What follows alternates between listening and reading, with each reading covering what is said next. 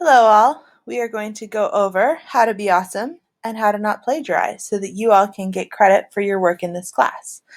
In order for me to not plagiarize, I need to give credit to this slideshow to Mr. Park, who originally put this slideshow together, and I got the idea and some of the words on the slides from him. So what is plagiarism?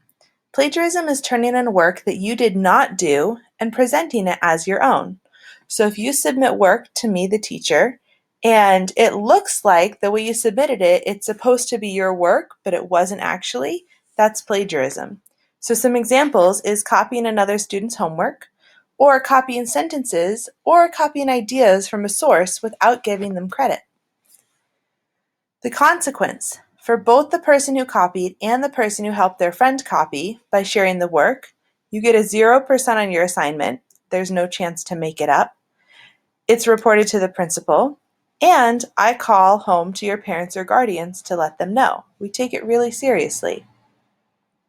So some agendas for this tutorial. We're going to read over 3 sample situations and determine if the student was ethical in his or her use of the source. You're going to learn how to avoid plagiarism. We're going to take a quiz to verify your understanding, and then we'll pledge that we'll give other people credit. So, first scenario is Jack's situation. Jack has an English paper due tomorrow. He read the book, he paid attention in class, but he has no idea what to write about. Jack logs on to the internet just to get some ideas for a topic for his paper. He finds this great idea from a topic from SparkNotes, and he writes his paper based on this idea. He's very careful, though, and he doesn't copy any text or words from the internet article he found. He just gets the idea from there. Is this plagiarism? So you might have the opinion of no, Jack didn't copy anything. But actually, yes, it's plagiarism. Jack copied the idea which came from someone else. That's plagiarism.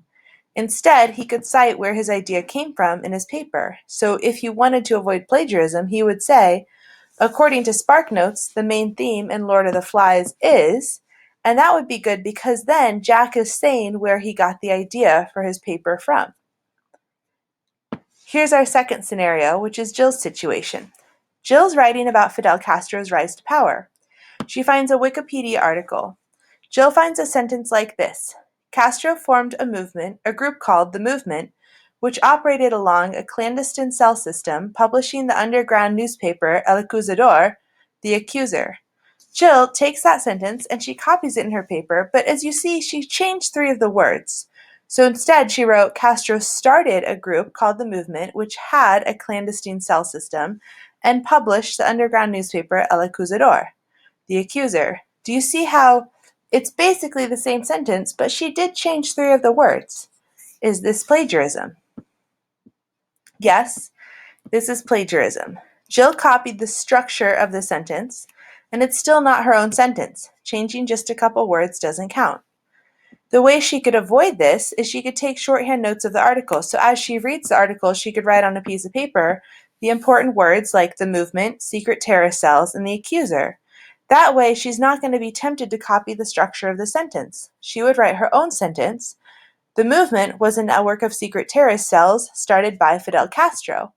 Or if she didn't know how to write her own sentence, or she didn't want to, she thought that the first sentence was really important to include, she would quote the original sentence and say, Castro formed a group called, and she could copy it word for word, but she would have quotation marks around that sentence, and then at the end she would say, this is from Wikipedia Commons, so that everybody knew it wasn't her sentence, that she copied it, and where she got it from.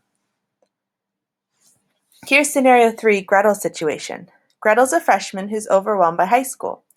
Her science teacher assigns a worksheet on genetics. Gretel's very confused and asks her friend Ivory for help. Ivory texts Gretel a photo of the completed assignment. Gretel copies the answers onto her own paper. Is this plagiarism? So, on the first opinion, you could say no, Ivory gave Gretel permission to copy. However, it's still plagiarism because the work didn't come from Gretel, it came from Ivory. And so by submitting it, Gretel is trying to pass off that she understands the work and thought of the answers herself when really they came from Ivory. How to avoid this? If your friend asks for help, offer to help them by talking them through the work. Don't actually show them their work, but you can ask them guiding questions, help them think about it, and it's a great way to help your friend really learn and understand it. If you're not sure how to do that, just encourage your friend to ask for help from the teacher or go to the teacher's office hours. They can always email and say, hey, I didn't understand.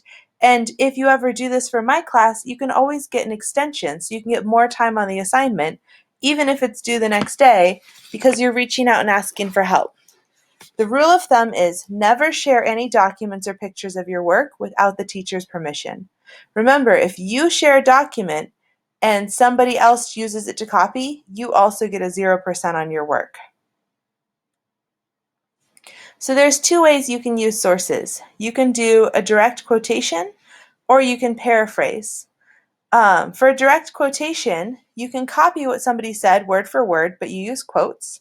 You give the person credit, and you use it when the exact words are important. So if it's a famous speech and you want to quote that speech, you would use a quotation because the words they said in that speech are important. Paraphrase is when you summarize what somebody said, you still give them credit, and you use it when the idea is important, not the actual words. The more you paraphrase, it actually shows that you understand the idea more deeply. So usually paraphrasing is better than quoting. Here's how you can cite your sources. On the slide or in the document, you can put in the last name of the person and the year. So you would put your quote, and then on the slide, you'd put parentheses, write the author's last name, comma, and then the date they were published. At the end of your slides or paper, you would have a list of references. I have an example at the end of this slideshow, where you include the author's last name, their initials, the date published, the title of the source, the location of the publisher, and where you got it from.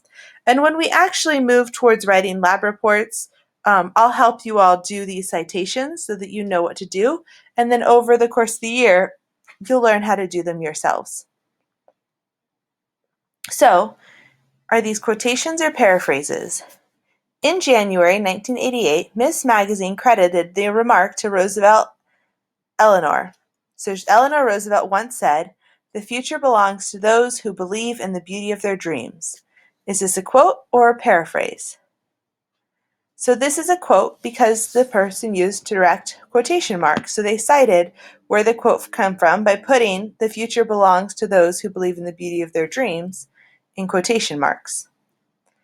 How about this one? Is it a quotation or a paraphrase? According to the New York Times columnist Paul Krugman, the economy is doing well based on gross domestic product and falling unemployment. Is this a quote or a paraphrase? Think about, do you see quotes? So this is a paraphrase. There aren't any quotation marks. The author rewrote what Paul said in their own words. However, they still gave credit to Paul Krugman for the idea. So remember, plagiarism is when you pass off the ideas or words of somebody else as your own. What you meant to do, your intent, doesn't matter. It usually matters just what you did. So if you plagiarize, you get a 0 on the assignment, regardless of whether you meant to plagiarize or not. So it's important that you learn to not plagiarize. To avoid this, cite or paraphrase. Some good reasons to do this is that people trust you more when they know where you got your information. By giving credit to somebody else for their work, for coming up with the idea. It's the ethical thing to do since they put all the work in and it's their idea. Also, the consequences are severe, and so it's just not worth it to plagiarize. So here's a flow chart from Robert A. Harris's Plagiarism Handbook, and this is going to help you think about when you need to cite. Did you think of it yourself? If yes, you don't have to cite it. If no, think about, is it common knowledge? This is like, is it common knowledge that the sun is a star? If that's true, you don't have to cite it.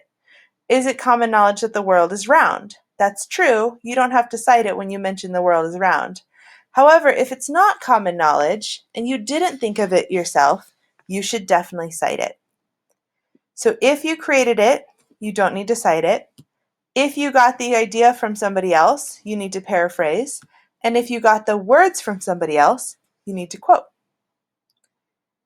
So paraphrase as much as you can in this class. If you can put something in your own words, it means you understand it more. To paraphrase, you have to come up with your own sentence structure. You can't just use somebody else's sentence structure and just change a few words.